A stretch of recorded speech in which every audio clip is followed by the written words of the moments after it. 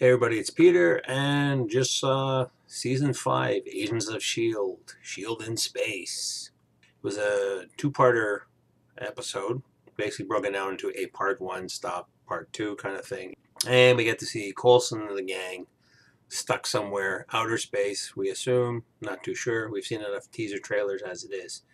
There was a bit of a recap of what happened on the end of season 4, and the last scene we had was I guess they'd gotten out of the mainframe, or the framework, sorry. The gang got back together. They're at a diner. So after doing the recap of, previously on Agents of S.H.I.E.L.D., actually, just before the diner, not going to spoil it too much, but just want to tell you how it starts off. Just going to give my basic thoughts on what's been happening. A couple of odd things. You got a guy in a suit. You get to see him getting ready for the day. You find out later on it's not a guy in a suit. It's a guy in a human skin suit taking a shower. We don't know what kind of alien he is. And then he suits up and looks like an Agents of S.H.I.E.L.D., like when Coulson was back in the day, but the Men in Black kind of look. And gets together the tactical team that's going to take down Coulson and the gang. So we're basically seeing it, events leading up to the takedown. I can remember it because it was kind of foggy as you show everybody just rushing into the diner. Next thing you know, everything stops and they're dragging everybody out covered in plastic bags. And somehow I guess they freeze framed them somehow. Load them up back into the truck. Next thing you know, our gang wakes up. They're disoriented. They're in a room. Weird looking obelisk. I'll say for the sake of argument, possibly Kree, because most of the technology been going on in Agents of S.H.I.E.L.D. is Kree technology. The gang's in a room, and all of a sudden, boom, everybody's like this monolith obelisk kind of thing transports them somewhere where they don't know where. And throughout basically the first episode is the gang is disoriented. Where the hell are we? Everybody's kind of broken up in the groups. Like Coulson's here with one person, and May ends up by herself somewhere else. Next thing you know, Sky. I'd rather say Sky. I still can't get used to Sky and Daisy. I'd rather call her Sky. Sky sounds cooler than Daisy. But anyway, Daisy is in one spot, and then there's Mac, and there's Yo-Yo, and then there's Simmons shows up. So everybody's sort of spread out, trying to figure what's going on. Phil happened to just look out a window. It's like, oh yeah. I assumed it was an asteroid field, but we find out later on that it's not. Then they bumping into other characters along the way. Who's this? Who's that? People, and they sort of piece it together. They're on some kind of a space station, maybe a spaceship. We don't know where in space yet. That's like the punchlines basically at the halfway point of the two-parter. And most of it is, and I thought it was going to be from the one trailer. I thought it was going to be like some alien thing, where's Sigourney Weaver when you need her kind of thing, and there's some other kind of alien thingies that the locals call a roach. It's kind of fast and quick. You don't really get to see it. And there's one guy they do find, but he gets accidentally killed later in the story. He's like, oh, I know all about you guys. And you find out later that everybody kind of knows about S.H.I.E.L.D., but how do they know about S.H.I.E.L.D.? How do they know about Coulson and the gang? We don't know. And as the story progresses, they're bumping into other people. It's like, oh, yeah, we kind of from this other guy, and he talks about you a lot. So, okay, it wasn't, Buddy wasn't a nut. He actually believed in this. We find out actually they think it's a human colony somewhere, and then you find out later on, like, no, it's actually because they show up later on. Slight spoilers, it's Kree. Well, we still don't know what's going on with the Kree. They basically managed to commandeer a ship temporarily. So you got Simmons and May go out in the ship. So they managed to get a spaceship out. They take a quick look around and they figure out, oh, recognize the constellations. Oh, wait a minute. We're not somewhere else in space. It's Earth.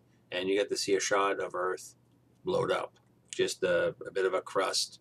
And what you thought was like maybe an asteroid field or something like that. I thought that we were still in the solar system the whole time anyway when I saw the one shot of, looked like asteroids, but it's a field of debris. That's the punchline at the end of episode 1. Oh, it's Earth. When Earth? We don't know. I'm not sure how everybody got the way they are. It's sometime in the future. We don't know how far in the future. Because one of the other characters they bump into, he says, like, because telling by the way Coulson and the gang are dressed, they're not dressed like everybody else. Everybody else is like, we find it as kind of like a Mad Max, Hunger Games, dystopian kind of future where it's like dog eat dog, even though the Kree are in charge and these guys are fending for themselves. We don't really know, like, what's the purpose of the station. People seem to be working. There's a barter system. They have a thing called a metric where everybody's got this gizmo shoved into their arm, and I guess it's sort of their payment system.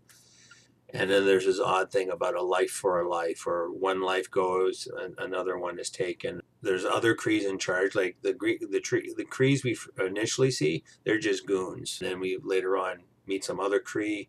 There's one, she's also an enforcer of some kind, but has some kind of Magneto kind of power. She always carries these little, Chinese Benoit balls in her hand, pulls a Magneto with them, and like kills people. One other small spoiler too that we find out in episode 2, the one character that they sort of befriend as well, and he's sort of a bit of a scrounger, or he's got his own game plan. We don't know what. So Daisy figures, okay, I'm going to follow this guy, see if there's something we can hold against him. And they try to fit as best they can. Unfortunately, the guys being the guys. Mac's still hot-headed, Yo-Yo still crafty, Coulson's still in charge. May, even though she got hurt in the first episode, she still can kick some butt, because there's a really cool scene where they're about to do something when they had this sort of Hunger Games kind of thing where everybody's little metric tag on their wrist turns red, and it's like a dog eat dog kind of thing. They throw this multiple shot shotgun. It's like it's a cut down shotgun, which only should have like 3 to 4 shots, if that. It seems to have a dozen shots or more in it. What do I know? Never fired a shotgun before in my life.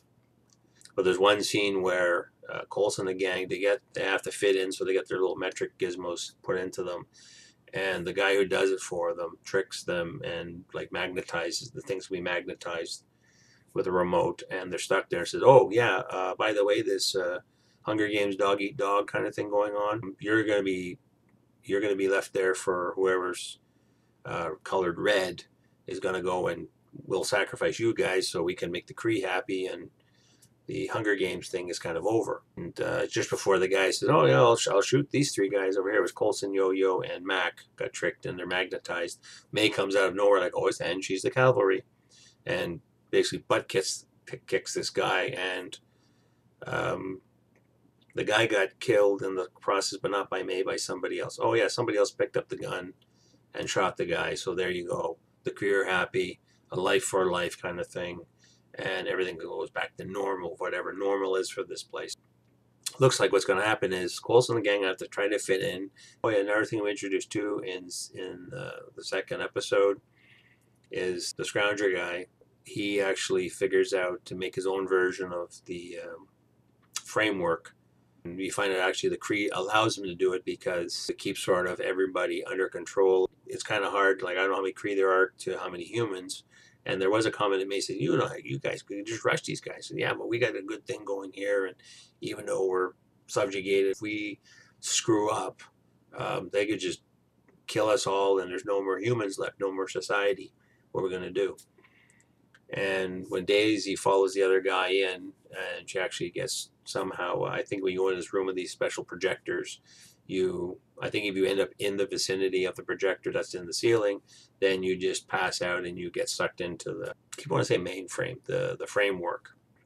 They don't really explain how they get things, like the guy who's running the framework, little holo suite kind of thing.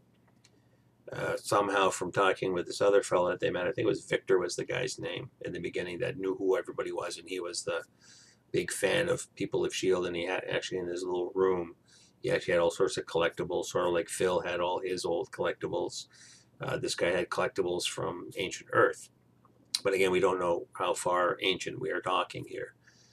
But when you're in the holo world, you can still see old news articles that the Scrounger guy, he figured things out and he tried to piece as much as he can, made this little world for people to hang out in. And he like, oh, I know who you are, you're Quake.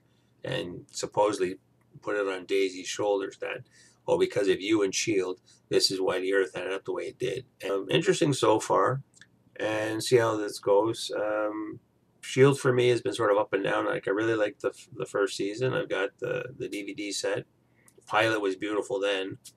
It was like one of my favorite pilots. I used to say it was like, I felt like a kid at Christmas. It was like so excitable. But as the series progressed, season 2 was always like arguing half the time and other things. I really can't remember season 3. I think that was when we found out there was Olmos and his gang. There was another group of S.H.I.E.L.D. agents.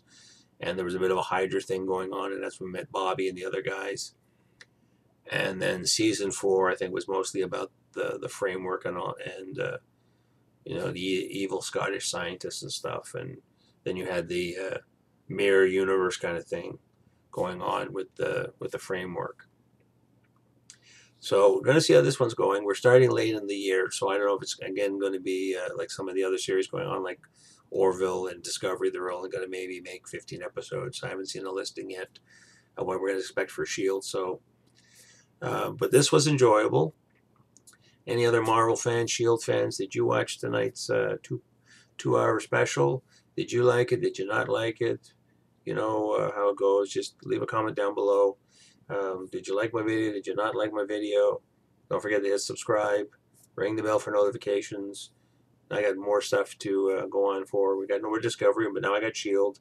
We got one more Orville coming up next week, and there will be stuff for Christmas and whatever.